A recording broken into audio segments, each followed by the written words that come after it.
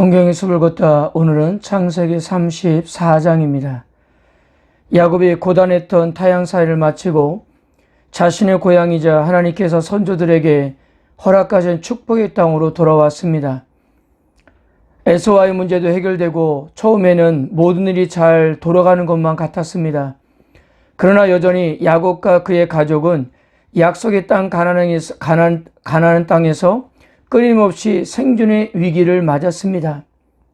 이것이 물론 부정적인 측면만이 있는 것은 아니었습니다. 위기를 하나하나 헤쳐나갈 때마다 야곱의 신앙도 굳건해졌기 때문이었습니다.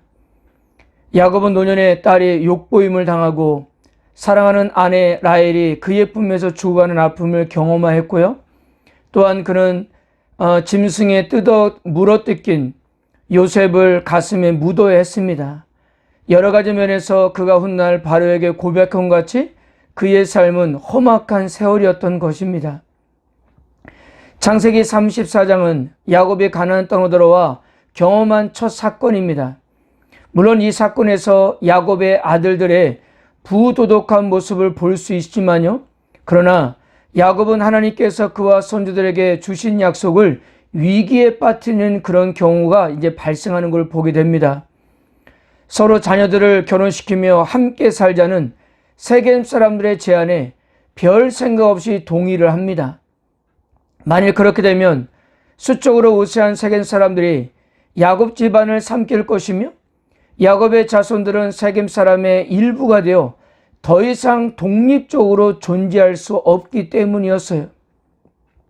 하늘의 별처럼 많아질 거라는 아브라함의 자손, 그에게 큰 민족과 많은 왕들이 나올 거라는 약속, 그리고 아브라함의 후손이 차지할 영토까지 모두 야곱의 그릇된 판단으로 위기에 처하게 되었던 것입니다. 다행히 하나님께서는 이 위기를 시몬과 레위가 저지른 만행을 이용해 수습하셨습니다. 야곱의 세겜에 정착한 어느 날 디나가 나들이를 나섰습니다. 지역에 사는 여자들을 친구로 삼고자 방문한 것이었습니다. 그런데 보기 위하여라는 말은 부정적으로 해석하는 경우가 많습니다. 홀로 낯선 도시를 방문했다는 것은 당시 정서를 고려하면 문제가 되는 행동이었고요. 디나가 그 땅의 딸들을 만나러 갔다고 묘사하는데 이 표현 역시 이미 부정적 의미로 사용이 되었던 바 있는 단어입니다. 이삭과 리브가가 이 땅의 여자들을 실어서 야곱을 하란 땅으로 보내지 않았습니까? 이때 쓰였던 표현이었습니다. 그리고 2절 보면 네개 동사를 사용하여 세겜의 포악성을 고발하고 있는데요. 보았다, 취했다, 강제로 잤다, 욕되게 했다. 그 중에 보았다, 취했다는 말은 노아의 홍수 이전에 있었던 하나님의 아들들과 인간 딸들의 부적절한 관계를 묘사하는 단어들이기 때문이었습니다. 디나는 그렇게 히이족 속 여인들을 만나러 갔다가 하몰의 아들 세겜이 강제적으로 끌어다가 욕을 보였습니다. 그리고 디나에게 집착을 했습니다. 그래서 아버지 하몰에게 디나와의 결혼을 성사시켜달라고 부탁했던 것입니다.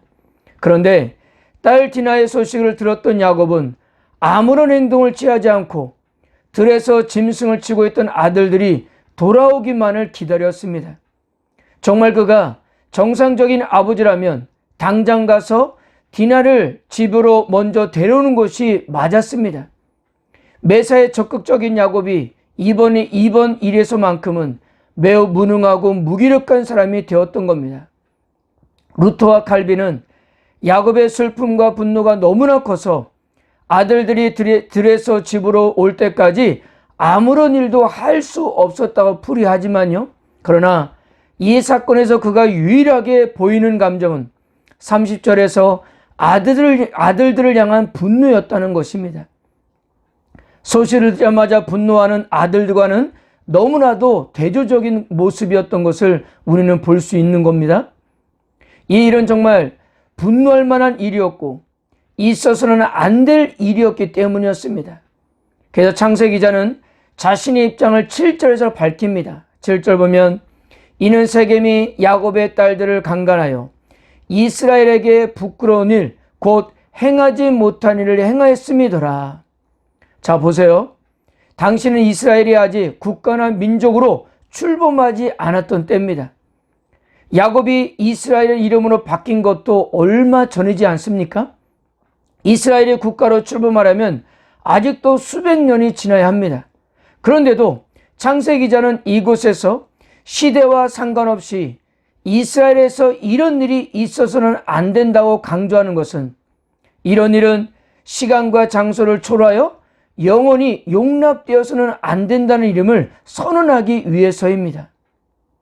그리고 부끄러운 일로 표현은 구약에서 13차례 반복됩니다. 그런데 사용될 때마다 매우 심각한 도덕적 기운을 범하는 행위를 뜻했습니다. 때로는 심각한 성적인 범죄를, 때로는 지나친 매정함을 뜻하기도 했습니다. 즉, 이 용어는 사회의 건강과 보존을 위해서라도 반드시 처벌해야 하는 범죄를 의미했습니다. 즉, 어떤 경우라도 결코 있어서는 안 될 일이 바로 디나에게 일어났던 사실을 이렇게 보여주고 있는 것입니다. 하물은 디나와 세겜의 결혼을 추진하고자 했고, 자신들이 다스리는 히족속과 야곱의 집안이 서로 딸들을 주어 결혼하며 함께 어우러져 살자고 제안했습니다. 디나를 인질로 잡고 있으면서 이런 제안을 한다는 것은 사실 야곱에게는 선택의 여지가 없어 보입니다. 그래서 야곱의 아들들은 14절과 17절에서 우리는 할례받지 않는 사람에게 동생 디나를 줄 수 없다고 했습니다. 여기에 하물과 세겜이 야곱의 아들들의 제안을 좋게 여기고 받아들이고, 그리고 그들은 자기 성읍 사람들에게 야곱의 가정과 결혼할 경우에 얻게 될 경제적 이익을 강조하면서 사람들을 설득시켰습니다. 야곱의 모든 가축과 재산과 그들의 모든 짐승이 다 자기들의 소유가 될 것이라고 그렇게 말을 했던 것입니다. 자, 여러분, 여기서 문제는 이것입니다. 하나님께서 아브라함에게 할례를 주신 것은 그와 그 후손이 온 열방에서 따로 분리되었다는 것을 상징하는 언약의 증표였습니다. 즉, 하나님께서 선택한 사람에게만 주시는 특별한 선물이었던 겁니다.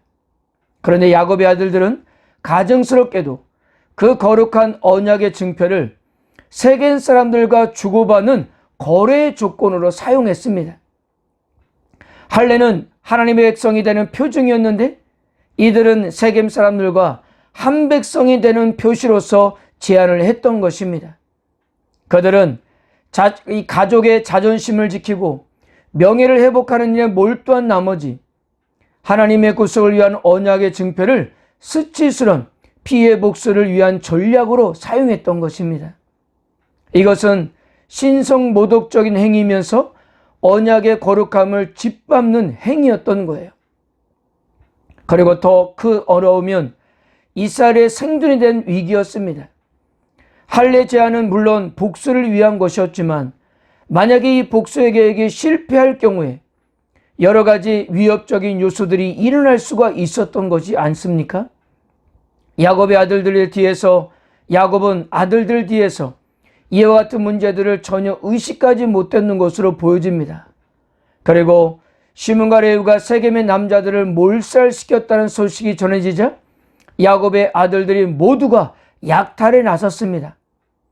그리고 그 소식이 야곱에 전해지자 지금껏 한 번도 등장하지 않았던 야곱이 집안에 끼칠 위협을 운운하면서 화를 냈던 거예요. 자, 딸이 모욕을 당했다는 소리를 들어도 벙어리처럼 침묵하던 야곱이 드디어 입을 열었는데, 하지만 그 입에서 나오는 소리는 원망과 책망이었습니다. 30절에 보면 너희가 내게 화를 끼쳤다 라고 했는데, 이 뜻은 물을 휘젓다, 교란하다, 괴롭히다는 말입니다. 즉, 야곱은 딸 디나의 일로 자신이 괴롭다고 한 것이 아니라 도리어 시몬과 레위가 자신의 고요함을 휘저 괴롭게 되었다고 이렇게 지금 말하고 있는 겁니다. 또 악취를 내게 하였다는 것은 미움을 받게 했다는 뜻입니다. 한마디로 지금 이곳에서 잘 정착하고 살고 있는데 너희들 때문에 모든 것이 다 틀어졌다는 거예요. 사람과의 관계도 좋아져서 이를 대충 매듭지면 되는데 너희들 때문에 이곳 사람들로부터 미움을 받게 되었다고 도리어 시몬과 레위를 원망하고 있는 그의 모습을 우리는 볼 수 있는 것입니다. 정말 어떻게 보면요, 야곱은 아들들의 이런 행동이 만약 없었더라면 정말 세겜의 말대로 이곳과 서로 통혼하면서 살기를 원했던 것 같아요. 자, 보십시오. 이렇게 아버지란 사람의 가정 안에서 제대로 된 리더십을 발휘하지 못하니까 아들들은 자기들이 일을 해결하겠다고 엄청난 일을 벌이게 된 것입니다. 물론 시몬과 레위가 큰 죄를 범한 것은 사실입니다. 그들의 죄는 결코 용서받을 수가 없는 죄였습니다. 그러나 아쉬운 것은 가정 안에서 아버지의 리더십의 부재가 바로 문제였다는 사실입니다. 야곱이 좀 더 일찍 이 문제를 처리했더라면 이런 불상사는 일어나지 않았을 것이었다는 사실이에요. 오늘 우리의 믿음의 가정에서도 왜 문제가 없겠습니까? 정말 우리를 당황스럽게 하는 문제들이 얼마나 많이 일어나는지는 모릅니다. 이럴 때 중요한 것은 바로 믿음 안에서 부모 세대들의 안정적인 리더십이 필요하다는 사실입니다. 먼저 감정이 앞서기보다 하나님의 뜻을 구하시고 하나님의 지혜를 구할 때 좀 더 안정적으로 문제들이 해결되지 않을까 그렇게 생각합니다. 그리고 사회생활에서도 아무리 상대방의 악이 지나치고 정당성이 우리에게 있다 해도 보복과 폭력은 절대로 하나님께 인정받지 못한다는 사실입니다. 그러므로 화가 날 때 한순간만 늦추고 하나님의 뜻을 생각해 보시기를 바랍니다. 성도라면 적어도 화가 나는 상황 속에서도 거룩함을 잃지 않는 거예요. 그리고 보복과 폭력이 남부하는 세상에서 아비가일의 지혜 역시 우리에게 필요하지 않을까 그런 생각도 해보았습니다. 신앙생활하면서 이 사실을 항상 마음에 새기며 살아가시는 여러분들 되시기를 주님으로 축복합니다. 여러 많은 갈등과 어려움 속에서도 또 하나님의 지혜를 구하고 그런 지혜로 그런 문제를 해결할 때 또 하나님의 선한 역사가 우리 삶 가운데 함께 할 것입니다. 그런 은혜가 여러분 삶 가운데 늘 충만하시기를 주님의 이름으로 축복합니다.